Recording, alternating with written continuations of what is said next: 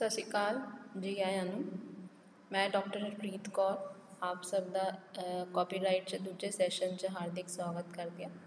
ਆਪਾਂ last lecture ਵਿੱਚ ਇਹ ਵੇਖਿਆ ਸੀ ਕਿ ਕਾਪੀਰਾਈਟ ਦਾ ਅਰਥ ਕੀ ਹੁੰਦਾ ਹੈ, ਕਾਪੀਰਾਈਟ ਕਿਨ ਚੀਜ਼ਾਂ ਦੀ ਆਪਾਂ ਕਾਪੀਰਾਈਟ ਕਰਾ ਸਕਦੇ ਹਾਂ। ਹੁਣ ਆਪਾਂ ਇਹ ਵੇਖਦੇ ਹਾਂ ਕਿ ਕਾਪੀਰਾਈਟ ਕਰਨ ਲਈ ਕੀ ਟਰਮਸ ਹੈਗੇ, ਕੰਡੀਸ਼ਨਸ ਹੈਗੇ, ਜਿੱਦਾਂ ਕਿ ਸ਼ਰਤਾਂ ਹੁੰਦੀਆਂ, ਟਰਮਸ ਐਂਡ ਕੰਡੀਸ਼ਨਸ ਹੁੰਦੇ ਆ, ਉਹ ਕਿਹੜੇ ਟਰਮਸ ਐਂਡ ਕੰਡੀਸ਼ਨਸ ਹੋ ਸਕਦੇ ਆ। ਸਭ ਤੋਂ ਪਹਿਲਾਂ ਤਾਂ ਕਾਪੀਰਾਈਟ ਦੀ ਇੱਕ ਮਿਆਦ ਹੁੰਦੀ ਹੈ। ਟਰਮਸ ਆਰ ਦ ਡਿਊਰੇਸ਼ਨ ਹਰ ਤਰੀਕੇ ਦੀ ਕਾਪੀਰਾਈਟ ਦੀ ਇੱਕ ਸਮੇਂ ਸੀਮਾ ਹੁੰਦੀ ਹੈ, ਇੱਕ ਮਿਆਦ ਹੁੰਦੀ ਹੈ ਜਿਵੇਂ ਕਾਪੀਰਾਈਟ ਲੈਂਦੀ ਹੈ। ਜਿੱਦਾਂ ਮੈਂ ਕਿਹਾ ਸੀ 2 ਸਾਲ ਹੋ ਸਕਦੀ ਹੈ, 10 ਸਾਲ ਹੋ ਸਕਦੀ ਹੈ। ਉਹ ਡਿਪੈਂਡ ਕਰਦਾ ਹੈ ਕਿ ਮੈਂ ਕਿਸ ਚੀਜ਼ ਦੀ ਅਤੇ ਕਿੱਥੋਂ ਮੈਂ ਕਾਪੀਰਾਈਟ ਲਿੱਤਾ ਹੈ, ਕਿਹੜੀ ਬੋਰਡ 'ਚ, ਕਿਹੜੀ ਕੰਟਰੀ 'ਚ ਮੈਂ ਕਾਪੀਰਾਈਟ ਲਿੱਤਾ ਹੈਗਾ, ਉਹਦੇ ਉੱਤੇ ਡਿਪੈਂਡ ਕਰਦਾ ਹੈਗਾ।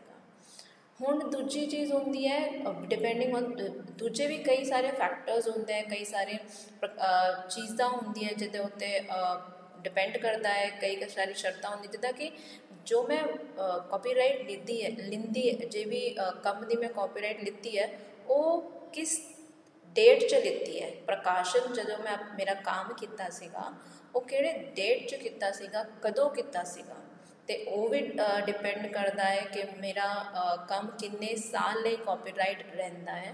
ਅਤੇ ਦੂਜਾ ਇਹ ਵੀ ਡਿਪੈਂਡ ਕਰਦਾ ਜਦੋਂ ਕੋਈ ਇਕੱਲਾ ਬੰਦਾ ਇੱਕ ਕਾਪੀਰਾਈਟ ਲੈਂਦਾ ਹੈ ਅਤੇ ਦੂਜਾ ਹੁੰਦਾ ਇੱਕ ਨਿਗਮ, ਇੱਕ ਕੰਪਨੀ, ਇੱਕ ਇੰਸਟੀਟਿਊਟ ਕੋਈ ਕਾਪੀਰਾਈਟ ਲੈਂਦੀ ਹੈ, ਅਤੇ ਉਹਦੇ ਵਿੱਚ ਵੀ ਫਰਕ ਪੈ ਜਾਂਦਾ ਹੈ ਸਮੇਂ ਸੀਮਾ ਦਾ ਅਤੇ ਫੀਸ ਦਾ ਅਤੇ ਐਪਲੀਕੇਸ਼ਨ ਫੋਰਮ ਦਾ। ਇਹ ਸਾਰੇ ਫਰਕ ਪੈ ਜਾਂਦਾ ਹੈ ਜਦੋਂ ਵੀ ਆਪਾਂ ਕਾਪੀਰਾਈਟ ਲੈਂਦੇ ਹਾਂ। ਅਤੇ 3 ਚੀਜ਼ਾਂ ਦੇ ਉੱਤੇ ਕਾਪੀਰਾਈਟ ਟਰਮਸ ਹੁੰਦੇ, ਇੱਕ ਹੁੰਦਾ ਮਿਆਦ, ਇੱਕ ਹੁੰਦਾ ਕਦੋਂ ਪਬਲਿਸ਼ ਹੋਈ ਸੀ, ਦ ਡੇਟ ਜੇ ਹੁੰਦੀ ਹੈ ਤਿਥੀ ਕਦੋਂ ਆਪਾਂ ਕੀਤੀ ਸੀਗੀ, ਅਤੇ ਤੀਜੀ ਹੁੰਦੀ ਹੈ ਕਿ ਇਕੱਲਾ ਬੰਦਾ ਕਾਪੀਰਾਈਟ ਕੀਤਾ ਹੈ ਕਿ ਇੱਕ ਕਾਰਪੋਰੇਸ਼ਨ ਜਾਂ ਕੰਪਨੀ ਨੇ ਕਾਪੀਰਾਈਟ ਕੀਤਾ ਹੈਗਾ। ਅਤੇ ਦੂਜੀ ਸਾਰੀ ਵੀ ਚੀਜ਼ਾਂ ਹੁੰਦੀਆਂ ਜਿਹਦੇ ਉੱਤੇ ਕਾਪੀਰਾਈਟ ਡਿਪੈਂਡ ਕਰਦਾ ਹੈ। ਜਿੱਦਾਂ ਕਿ ਇੱਕ ਚੀਜ਼ ਹੈ ਕਿ ਕਿਸ ਨੂੰ ਕਾਪੀਰਾਈਟ ਜੇ ਹੈਗਾ ਉਹ ਕਿਸ ਤਰੀਕੇ ਦੀ ਰਾਈਟਸ ਦਿੰਦਾ ਹੈ, ਅਧਿਕਾਰਾਂ ਦਿੰਦਾ ਹੈ। ਕਾਪੀਰਾਈਟਸ ਜੇ ਹੈ ਸਭ ਤੋਂ ਪਹਿਲਾਂ ਔਥਰ, ਲੇਖਕ ਨੂੰ ਸਭ ਤੋਂ ਪਹਿਲਾਂ ਰਾਈਟ ਦਿੰਦਾ ਹੈ, ਉਹਨੂੰ ਉਹਦੀ ਗਾਰੰਟੀ ਦਿੰਦਾ ਹੈ ਕਿ ਇਹ ਜੋ ਕੰਮ ਹੈਗਾ ਇਹ ਤੁਹਾਡਾ ਕੰਮ ਹੈਗਾ। ਅਤੇ ਸਭ ਤੋਂ ਪਹਿਲਾਂ ਹੁੰਦਾ ਫਸਟ ਓਨਰ, ਪਹਿਲਾ ਮਾਲਿਕ ਜੇ ਹੁੰਦਾ ਹੈ, ਉਹਦੀ ਜੇ ਰਾਈਟ ਹੁੰਦੀ ਹੈ ਉਹ ਸਾਰੀ ਕੇ ਸਾਰੀ ਰਾਈਟ ਜੇ ਸਾਰੀ ਕੇ ਸਾਰੇ ਰਾਈਟਸ ਹੁੰਦੀ ਹੈ ਉਹ ਪਹਿਲੇ ਓਨਰ ਕੋਲ ਜਾਂਦੀ ਹੈ ਕਿ ਉਹਦੀ ਮਰਜ਼ੀ ਹੋਏਗੀ ਤਾਂ ਉਹ ਉਸਦਾ ਕੰਮ ਕਿਸੇ ਔਰ ਨੂੰ ਇਸਤੇਮਾਲ ਕਰਨ ਲਈ ਦੇ ਸਕਦਾ ਹੈ। ਜੇ ਉਹਦੀ ਮਰਜ਼ੀ ਦੇ ਖਿਲਾਫ ਜਾ ਕੇ ਕਿਸੇ ਨੇ ਉਹਦਾ ਕੰਮ ਇਸਤੇਮਾਲ ਕੀਤਾ ਹੈ ਅਤੇ ਫਿਰ ਉਹ ਉਸ ਦੇ ਉੱਤੇ ਕੇਸ ਕਰ ਸਕਦਾ ਹੈ ਅਤੇ ਉਸਨੂੰ ਇਨਫਰਿੰਜਮੈਂਟ ਦੇ ਕੇਸ ਵਿੱਚ ਆ ਜਾਂਦਾ ਹੈ। ਅਤੇ ਜਿੱਦਾਂ ਆਪਾਂ ਉਦਾਹਰਣ ਦੇ ਤੌਰ 'ਤੇ ਜਿੱਦਾਂ ਇਹ ਵੇਖੇ ਕਿ ਲਿਟਰੇਰੀ ਜੇ ਡਰਾਮੈਟਿਕ ਵਰਕ ਹੁੰਦਾ ਹੈ ਉਹਦਾ ਜੇ ਪਹਿਲਾ ਮਾਲਕ ਹੁੰਦਾ ਹੈ ਉਹ ਉਹਦਾ ਔਥਰ, ਜੇ ਲੇਖਕ ਹੁੰਦਾ ਹੈ ਉਹ ਬਣ ਸਕਦਾ ਹੈ। ਫਿਰ ਦੂਜਾ ਹੁੰਦਾ ਹੈ ਮਿਊਜ਼ੀਕਲ ਵਰਕ, ਜਦੋਂ ਕੋਈ ਸੰਗੀਤਕਾਰ ਹੁੰਦਾ ਹੈ ਉਹ ਉਹਦਾ ਕਾਪੀਰਾਈਟ ਲੈ ਸਕਦਾ ਹੈ। ਪ੍ਰੋਡਿਊਸਰ ਹੁੰਦਾ ਹੈ ਉਹ ਸਾਊਂਡ ਰਿਕਾਰਡਿੰਗ ਅਤੇ ਸਿਨੇਮੈਟੋਗ੍ਰਾਫੀ ਜਿੱਦਾਂ ਫਿਲਮਾਂ 'ਚ ਇਸਤੇਮਾਲ ਹੁੰਦੀ ਹੈ ਚੀਜ਼ਾਂ, ਉਹ ਪ੍ਰੋਡਿਊਸਰ ਉਹਦੀ ਕਾਪੀਰਾਈਟ ਲੈ ਸਕਦਾ। ਇੱਥੇ ਕੋਈ ਕਲਾਕਾਰ ਉਹਦੀ ਕਾਪੀਰਾਈਟ ਨਹੀਂ ਲੈ ਸਕਦਾ, ਉਹਨੂੰ ਕਾਪੀਰਾਈਟ ਲੈਣ ਲਈ ਵਾਸਤੇ ਇੱਕ ਪ੍ਰੋਡਿਊਸਰ ਹੋਣਾ ਜ਼ਰੂਰੀ ਹੈ। ਫੋਟੋਗ੍ਰਾਫਰ ਜੇ ਹੁੰਦਾ ਹੈ ਉਹ ਉਸਦੀ ਫੋਟੋਗ੍ਰਾਫ ਦੀ ਕਾਪੀਰਾਈਟਸ ਲੈ ਸਕਦਾ ਹੈ। ਜੇ ਸਾਰੀ ਕੇ ਸਾਰੀ ਰਾਈਟਸ ਹੈਗੀ ਇਹ ਔਥਰ ਕੋਲ ਜਾ ਸਕਦੀ ਹੈ, ਕੰਪੋਜ਼ਰ ਕੋਲ ਜਾ ਸਕਦੀ ਹੈ, ਪ੍ਰੋਡਿਊਸਰ ਕੋਲ ਜਾ ਸਕਦੀ ਹੈ ਅਤੇ ਫੋਟੋਗ੍ਰਾਫਰ। ਅਤੇ ਇਹ ਡਿਪੈਂਡ ਕਰਦਾ ਹੈ ਕਿ ਕਿਸ ਤਰੀਕੇ ਦੀ ਕਲਾ ਹੈ ਅਤੇ ਕਿਸ ਤਰੀਕੇ ਦਾ ਕੰਮ ਹੈ ਜਿਹਦੇ ਉੱਤੇ ਆਪਾਂ ਕਾਪੀਰਾਈਟ ਲਿੱਤੀ ਹੋਈ ਹੈ।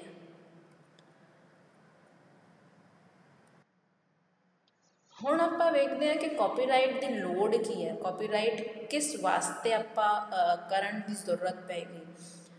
ਸਭ ਤੋਂ ਪਹਿਲਾਂ ਹੁੰਦਾ ਹੈ ਫੇਵਰ, ਜਿੱਦਾਂ ਮੈਂ ਕੋਈ ਚੀਜ਼ ਜਦੋਂ ਕੀ ਹੈ ਤਾਂ ਮੇਰਾ ਪੱਖ ਹਰ ਵੇਲੇ ਉੱਚਾ ਰਹਿਣਾ ਚਾਹੀਦਾ ਹੈ। ਉੱਚਾ ਇਨ ਦ ਸੈਂਸ ਕਿ ਮੈਂ ਜੋ ਚੀਜ਼ ਕਰੀ ਹੈ ਉਹ ਮੇਰਾ ਨਾਮ ਹੋਣਾ ਚਾਹੀਦਾ ਹੈ ਕਿ ਇਹ ਜਿਹਦਾ ਆਪਾਂ ਕਹਿੰਦੇ AR ਰਹਿਮਾਨ, ਇਸ ਰਹਿਮਾਨ ਨੇ ਫਲਾ ਮਿਊਜ਼ਿਕ ਡਾਇਰੈਕਟ ਕੀਤਾ ਹੈਗਾ, ਤਾਂ ਉਹ ਉਹਦਾ ਫੇਵਰ ਹੈਗਾ ਕਿ ਉਸਨੇ ਕੰਮ ਕੀਤਾ ਹੈ ਤਾਂ ਉਹਦਾ ਨਾਮ ਉਸ ਕੰਮ 'ਤੇ ਹਰ ਵਾਰੀ ਬੋਲਣਾ ਚਾਹੀਦਾ ਹੈ। ਤਾਂ ਆਪਾਂ ਫਸਟ ਚੀਜ਼ ਹੁੰਦੀ ਹੈ ਫੇਵਰ ਲਈ।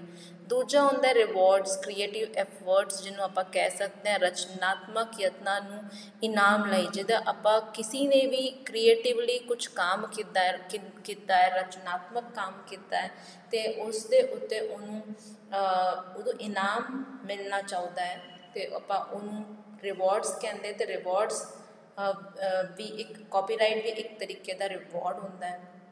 ਜੇ ਸਿਰਜਣਕਾਰ ਦੇ ਹਿੱਤਾਂ ਲਈ ਜੇ ਕੰਮ ਕਰਦਾ ਹੈ, ਜੇ ਸਿਰਜਣਕਾਰ ਦੇ ਹਿੱਤਾਂ ਲਈ ਜਿਸ ਤਰੀਕੇ ਸੇ ਕਿਸੇ ਨੇ ਸਿਰਜਣ ਕੀਤੀ ਹੈ ਅਤੇ ਉਹ ਸਿਰਜਣ ਨੂੰ ਆਪਾਂ ਰਕਸ਼ਾ ਕਰਨ ਲਈ, ਇੰਟਰਸਟ ਰੱਖਣ ਲਈ ਵੀ ਕਾਪੀਰਾਈਟ ਬਹੁਤ ਜ਼ਰੂਰੀ ਹੈਗਾ। ਅਤੇ ਕ੍ਰਿਮੀਨਲਾਈਜ਼ਿੰਗ ਲੈਜੀਟੀਮੇਟ ਯੂਜ਼, ਜਿੱਦਾਂ ਆਪਾਂ ਕਹਿ ਸਕਦੇ ਜਾਇਜ਼ ਵਰਤਾਂ ਨੂੰ ਅਪਰਾਧਿਕ ਬਣਾਉਣਾ। ਜਿੱਦਾਂ ਕਿ ਕਿਸੇ ਦਾ ਵੀ ਕੰਮ ਜਿਹੜਾ ਆਪਾਂ ਕਾਪੀ ਕੇਸ ਹੁੰਦਾ ਹੈ, ਨਕਲ ਕਰਕੇ ਆਪਾਂ ਇਸਤੇਮਾਲ ਕਰਦੇ ਹਾਂ ਤਾਂ ਉਹਨੂੰ ਆਪਾਂ ਕੋਰਟ ਵਿੱਚ ਵੀ ਲਿਜਾ ਸਕਦੇ ਹਾਂ, ਤਾਂ ਉਹਨੂੰ ਆਪਾਂ ਸਜ਼ਾ ਵੀ ਦਿਲਾ ਸਕਦੇ ਹਾਂ ਕਿਉਂਕਿ ਇੱਕ ਪ੍ਰਕਾਰ ਦੀ ਚੋਰੀ ਹੈਗੀ। ਆਪਾਂ ਜੇ ਕਿਸੇ ਦੀ ਪਰਮਿਸ਼ਨ ਲੈ ਉਹਨੂੰ ਬਤਾਏ ਬਿਨਾਂ ਜੇ ਆਪਾਂ ਉਸ ਦਾ ਕੰਮ ਕਾਪੀ ਕਰੇ ਤਾਂ ਉਹ ਆ ਜਾਂਦਾ ਹੈ ਚੋਰੀ, ਇੱਕ ਪ੍ਰਕਾਰ ਦੀ ਚੋਰੀ ਹੋ ਜਾਂਦੀ ਹੈ। ਅਤੇ ਜੇ ਸਾਡਾ ਕੰਮ ਚੋਰੀ ਨਾ ਹੋਏ ਤਾਂ ਉਸ ਦੀ ਰੱਖਿਆ ਕਰਨ ਲਈ ਆਪਾਂ ਕਾਪੀਰਾਈਟਸ ਲੈ ਸਕਦੇ ਹਾਂ। ਹੁਣ ਇੱਕ ਚੀਜ਼ ਹੁੰਦੀ ਹੈ ਕਿ ਕਾਪੀਰਾਈਟ ਆਪਾਂ ਕਿੱਥੋਂ ਲਿਆਵੇ। ਜੇ ਮੈਂ ਵਿਚਾਰ ਕੀਤਾ ਹੈ, ਮੈਂ ਡਿਸਾਈਡ ਕੀਤਾ ਹੈ ਕਿ ਮੈਨੂੰ ਕਾਪੀਰਾਈਟ ਲੈਣਾ ਹੈ, ਜੋ ਵੀ ਮੈਂ ਰਿਸਰਚ ਕੀਤੀ ਹੈ, ਜੋ ਵੀ ਮੈਂ ਮਿਊਜ਼ਿਕ ਕੰਪੋਜ਼ ਕੀਤਾ ਹੈ, ਜੋ ਵੀ ਮੈਂ ਜੋ ਵੀ ਮੈਂ ਰਚਨਾ ਕੀਤੀ ਹੈ ਉਸ ਦਾ ਮੈਨੂੰ ਹੁਣ ਕਾਪੀਰਾਈਟ ਕਰਾਉਣਾ ਹੈ। ਤਾਂ ਮੈਂ ਸਭ ਤੋਂ ਪਹਿਲਾਂ ਇਹ ਵੇਖਾਂਗੀ ਕਿ ਮੈਨੂੰ ਕਿੱਥੋਂ ਕਰਾਉਣਾ ਹੈ, ਨੈਸ਼ਨਲ ਅਤੇ ਇੰਟਰਨੈਸ਼ਨਲ। ਮੇਰੇ ਕੋਲ ਦੋਨੋਂ ਆਪਸ਼ਨਸ ਹੈਗੇ, ਰਾਸ਼ਟਰੀ ਬਨਾਮ ਅੰਤਰਰਾਸ਼ਟਰੀ। ਮੈਂ ਕਿਤੇ ਵੀ ਜਾ ਕੇ ਕਿਤੇ ਵੀ ਆਪਣਾ ਕਾਪੀਰਾਈਟ ਦੀ ਐਪਲੀਕੇਸ਼ਨ ਫਾਈਲ ਕਰ ਸਕਦੀ ਹਾਂ ਅਤੇ ਮੈਂ ਕਾਪੀਰਾਈਟ ਲੈ ਸਕਦੀ ਹਾਂ।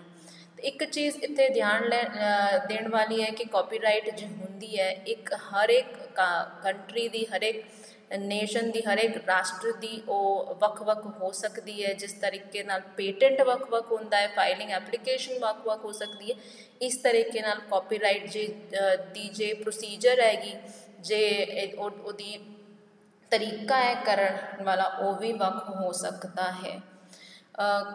ਕਈ ਨੇਸ਼ਨਸ ਹੈ ਜੋ ਇੱਕ ਮਿਲ ਕਰ ਕੰਪਾਈਲੇਸ਼ਨ ਕਰਕੇ ਉਹਨੇ ਨਵਾਂ ਇੱਕ ਐਕਟ ਬਣਾਇਆ ਹੁੰਦਾ, ਟ੍ਰੀਟੀਜ਼ ਬਣਾਈ ਹੁੰਦੀ ਹੈ, ਜਿਹਦਾ ਮਿਲ ਕੇ ਉਹ ਸਾਰਿਆਂ ਦੇਸ਼ਾਂ ਵਿੱਚ ਸੇਮ ਪ੍ਰਕਾਰ ਦਾ ਕਾਪੀਰਾਈਟ ਐਕਟ ਹੁੰਦਾ ਹੈ। ਜਿੱਦਾਂ ਆਪਾਂ ਕਹਿ ਸਕਦੇ ਹਾਂ ਕਿ G8 ਨੇਸ਼ਨਸ ਹੁੰਦੇ ਆ, G21 ਨੇਸ਼ਨਸ ਹੁੰਦੇ, ਉਹ ਸਾਰਿਆਂ ਮਿਲ ਕੇ ਇੱਕ ਸੰਧੀਆਂ, ਇੱਕ ਟ੍ਰੀਟੀ ਬਣਾਈ ਹੁੰਦੀ ਹੈ। ਫਿਰ ਉਸ 'ਤੇ ਆਪਾਂ ਜੇ ਕਿਸੇ ਵੀ ਨੇਸ਼ਨ ਉਸ ਦੇ ਵਿੱਚ ਆਪਾਂ ਕਿਸੇ ਵੀ ਨੇਸ਼ਨ ਵਿੱਚ ਜਦੋਂ ਆਪਾਂ ਕਾਪੀਰਾਈਟ ਦੀ ਫਾਈਲਿੰਗ ਕਰਦੇ ਹਾਂ ਤਾਂ ਉਹ ਕਾਪੀਰਾਈਟ ਦੀ ਫਾਈਲ ਸੇਮ ਹੋ ਸਕਦੀ ਹੈ, ਸਿਮਿਲਰ ਹੋ ਸਕਦੀ ਹੈ। ਅਤੇ ਫਿਰ ਹੁੰਦਾ ਹੈ ਜਦੋਂ ਆਪਾਂ ਭਾਰਤ ਦੀ ਬਾਤ ਕਰੇ ਤਾਂ ਭਾਰਤ ਵਿੱਚ ਇੱਕ ਕਾਪੀਰਾਈਟ ਐਕਟ ਆਇਆ ਸੀ 1957 'ਚ।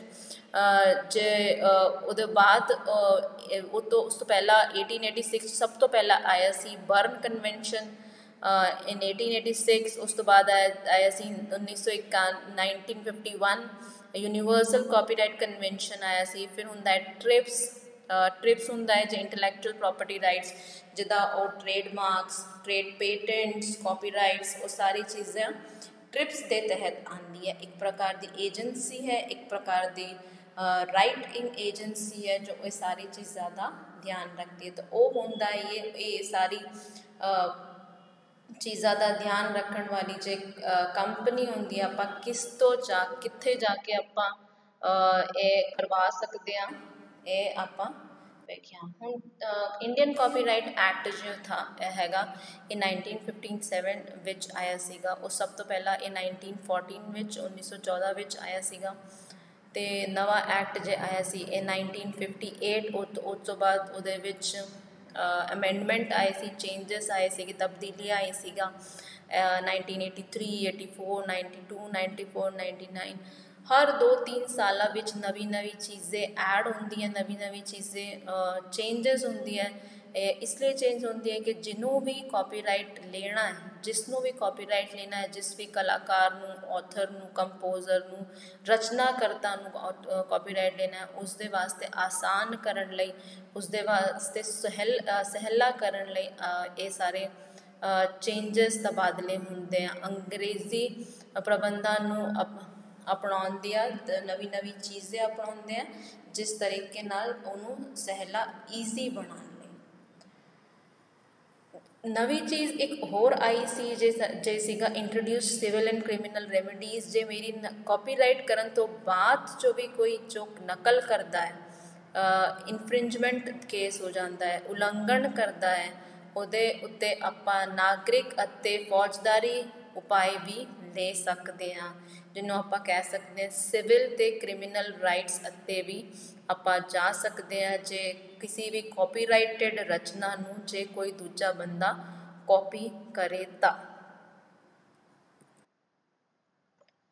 ਫਿਰ ਹੁੰਦਾ ਹੈ ਮੋਰਲ ਰਾਈਟਸ। ਜਿੱਦਾਂ ਆਪਾਂ ਸਾਰਿਆਂ ਨੂੰ ਮੋਰਲ ਰਾਈਟਸ ਪਤਾ ਹੁੰਦਾ ਹੈ ਜਾਂ ਸਾਡੀ ਨੈਤਿਕ ਅਧਿਕਾਰ ਹੈ ਕਿ ਆਪਾਂ किसी दी भी की हुई रचना की नकल ना करे, उसकी चोरी ना करे। उसी तरीके नाल हुंदा है कि जदों कम दे लेखक होने का दायरा करन लई दावा करन लई पिता का अधिकार, जिदा आप कह सकते हैं पैटर्निटी क्लेम, या तो फिर आप ये भी कह सकते हैं कि मेरा किया हुआ काम जे कोई दूजा क्लेम करे, दावा करे कि यह काम मैं किया है, वो सही नहीं हैगा। तो यह साडा नैतिक अधिकार है कि जे काम मेरे पिता ने, मेरी कंपनी ने किया है, उहदा मैं दावा कर सकता है कि ये उस बंदे तो बाद ये काम मेरे नाम ते होना चाहिए। जिदा आप कह सकते हैं विल होंदी है एक प्रकार की।